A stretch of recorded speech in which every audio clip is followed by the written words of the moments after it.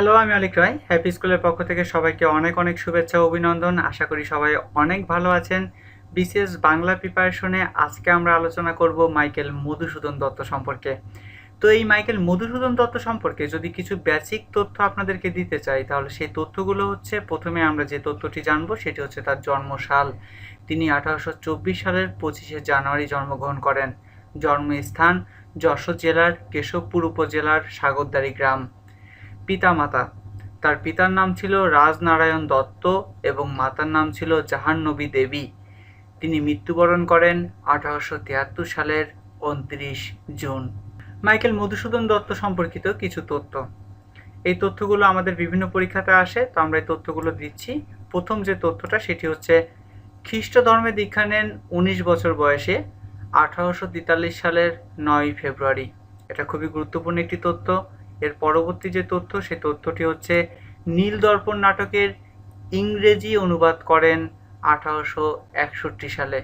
অর্থাৎ নীল দর্পণ নাটকের ইংরেজি অনুবাদ করেন দীনবন্ধু মিত্রের লেখা নীল দর্পণ নাটক, এটির ইংরেজি অনুবাদ করেন তিনি 1861 সালে।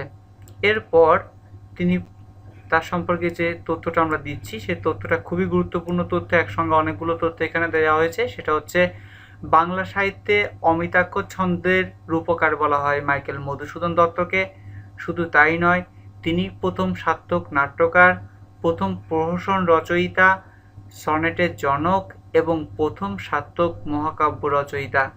তিনি যখন ইংরেজি কবিতা লিখতেন, তখন তার যে ছদ্মনামটা তিনি ইউজ করতেন, সেই ছদ্মনামটার নাম হচ্ছে থিমোথি পেন পয়েম। আমার স্পেলিংয়ে ভুল হতে পারে, যদি ভুল হয়ে থাকে তাহলে আমি ক্ষমা চেয়ে নিচ্ছি সবার কাছে। এরপর প্রথম সনেট কবিতা রচনা করেন বঙ্গভাষা, অর্থাৎ তার প্রথম সনেট ছিল বঙ্গভাষা। বাংলা সাহিত্যের প্রথম সার্থক নাটকের নাম হচ্ছে শর্মিষ্ঠা, যেটা মাইকেল মধুসূদন দত্তের রচনা করা। এরপর তার প্রথম গ্রন্থের নাম হচ্ছে দ্য ক্যাপিটিভ লেডিক। যদি উচ্চারণে কোনো ভুল হয়ে থাকে আমি অবশ্যই সবার কাছে ক্ষমা চেয়ে নিচ্ছি, তবে এখানে আমি আসলে মনে রাখার জন্য আপনাদেরকে এই তথ্যগুলো দিচ্ছি। আপনারা আশা করি তথ্যগুলো যদি একটু লিখে নেন, আপনাদের সবার অনেক উপকার হবে। এবার আমরা মাইকেল মধুসূদন দত্তের সাহিত্যকর্ম সম্পর্কে আলোচনা করব। তার যে মহাকাব্য, সেই মহাকাব্যের নাম ছিল মেঘনাদ বধ কাব্য, যেটি 1861 সালে প্রকাশ পায়। এটা অবশ্যই খুবই গুরুত্বপূর্ণ একটি পয়েন্ট যে মাইকেল মধুসূদন দত্তের মহাকাব্য, যার নাম হচ্ছে মেঘনাদ বধ কাব্য। এরপর নাটক সম্পর্কে যদি আমরা আসি, তাহলে তার নাটকগুলো হচ্ছে জাস্ট শর্মিষ্ঠা 1859 সালে, পদ্মাবতী 1860 সালে, কৃষ্ণকুমারী 1861 সালে, হেক্টর বধ 1871 সালে, মায়াকানন 1874 সালে। এখন প্রশ্ন হচ্ছে মাইকেল মধুসূদন দত্তের এই নাটকগুলো আমরা কিভাবে মনে রাখবো? তো যেহেতু মাইকেল মধুসূদন দত্তের রচনা করা নাটক এইগুলো, সেই জন্য আমরা এখানে মধু কথাটিকে ইউজ করেছি রেড লেটারে। অবশ্যই এটা মনে রাখতে আমাদের সুবিধা হবে যে মধু বলতে এখানে মধুসূদনকে বোঝানো হয়েছে এবং নাটক বলতে এখানে বোঝানো হচ্ছে, এইগুলো সবই হচ্ছে নাটক।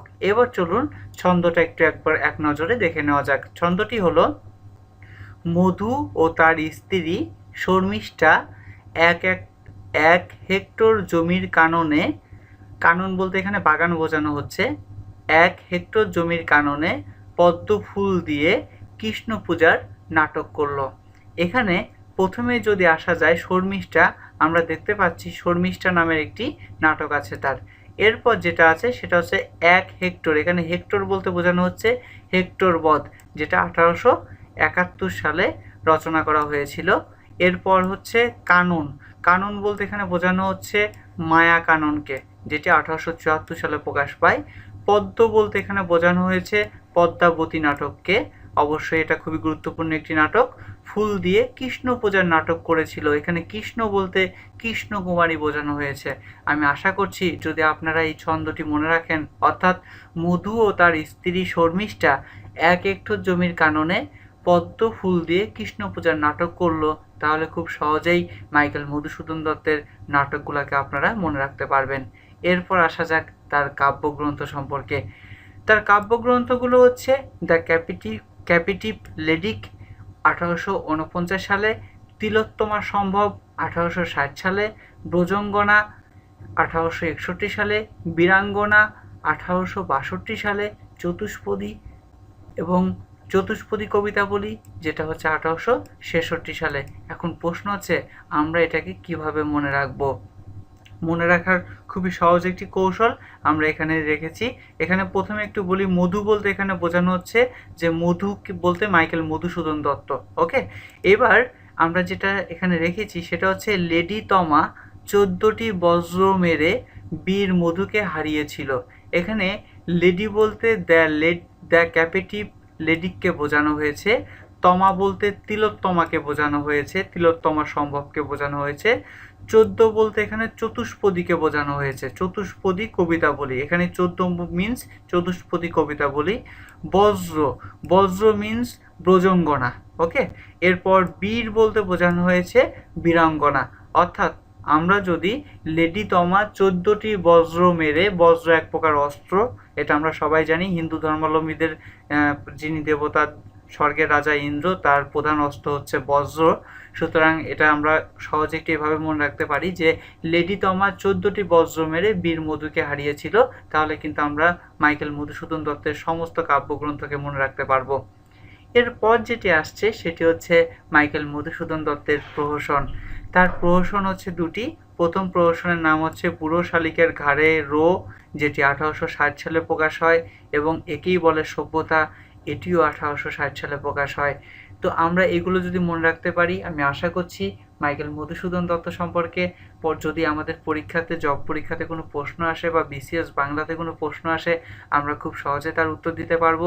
আর এই টিউটোরিয়ালটিতে মাইকেল মধুসূদন দত্ত সম্পর্কে যে গুরুত্বপূর্ণ তথ্যগুলো আমি উপস্থাপন করিনি, আপনাদের যদি সেই তথ্যগুলো জানা থাকে অবশ্যই আপনারা কমেন্টে সেগুলো আমাকে জানাবেন, তাহলে আমিও আপনাদের কাছ থেকে অনেক কিছু শিখতে পারবো।